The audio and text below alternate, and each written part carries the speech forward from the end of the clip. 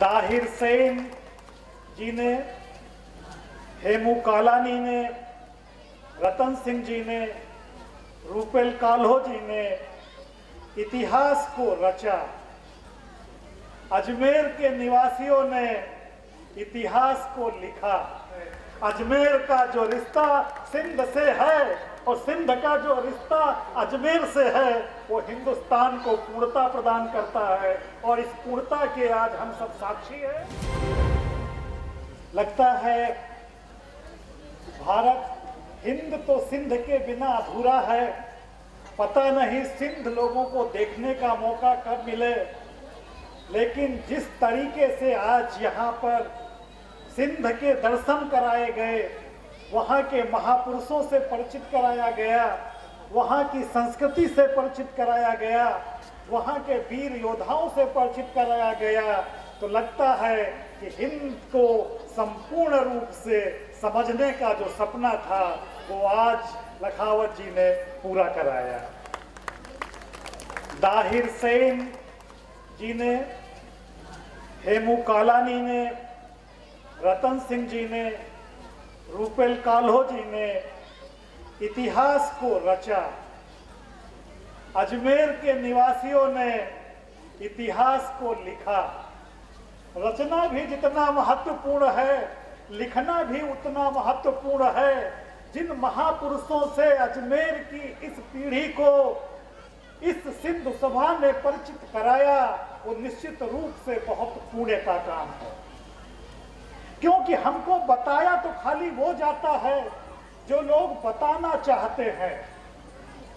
जिस मोहम्मद बिन कासिम की खाल उतरवा करके, भूसा भर करके उसमें खलीफा के सामने उसको प्रस्तुत किया गया, उसका इतिहास तो हमें पढ़ाया गया। लेकिन महाराजा दाहिर सेन जो स्वतंत्रता के लिए लड़े, जो देश के लिए लड़े, जो समाज के लिए लड़े, वो खुद ही नहीं लड़े, उनके पूरे परिवार ने जान न्यौछावर कर दी। उनके नामों से हमें अनभिज्ञ रखा गया। इतिहास आज जो अजमेर हमको पढ़ा रहा है, वो चाहे पृथ्वीराज जी के अनछुए पहलू हो, चाहे वो दाहिर सेन जी के अनछुए पहलू हो, चाहे उनके परिवार से छुए अनछुए पहलू हो, चाहे जो स्वतंत्रता संग्राम के नायक रहे उनके अनछुए पहलू हो। राणा रतन सिंह के गीत अगर ब्याह शादी ब्याह में गाए जाते हैं तो हमारे किताबों का हिस्सा क्यों न बने, ये समझ से परे आता है। आज हमसे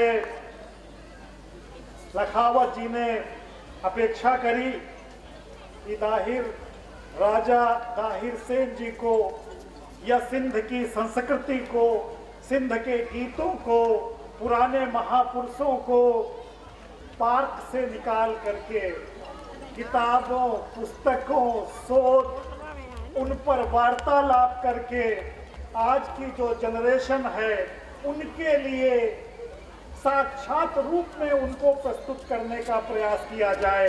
हमें लगता है कि दयानंद विश्वविद्यालय के लिए ये बहुत गौरव की बात होगी कि ऐसे महापुरुषों पर काम करने का मौका मिले, और न खाली काम करने का मौका मिले बल्कि लोग आ करके अगर उनके बारे में जाने वहां से तो खाली सिंध के बारे में ही नहीं जानेंगे, महर्षि दयानंद सरस्वती विश्वविद्यालय के बारे में भी बहुत कुछ उसके द्वारा जान सकेंगे। मैं खाली इतना चाहूँगा, कहूँगा कि ये पत्थरों से भरा हुआ ये स्मारक स्थान है। तो रेत पर लिखना बड़ा आसान होता है, रेत पर लिखना जितना आसान होता है समुद्र की लहरें उतनी जल्दी उसे मिटा देती हैं। लखावत जी ने रेत पर नहीं पत्थरों पर सिंध का इतिहास लिखा है, और जब पत्थरों पर सिंध का इतिहास लिखा है तो वो अजर होता है, अमर होता है। अजमेर का जो रिश्ता सिंध से है और सिंध का जो रिश्ता अजमेर से है वो हिंदुस्तान को पूर्णता प्रदान करता है, और इस पूर्णता के आज हम सब साक्षी हैं। इसके लिए मैं आप सभी को बधाई देता हूँ।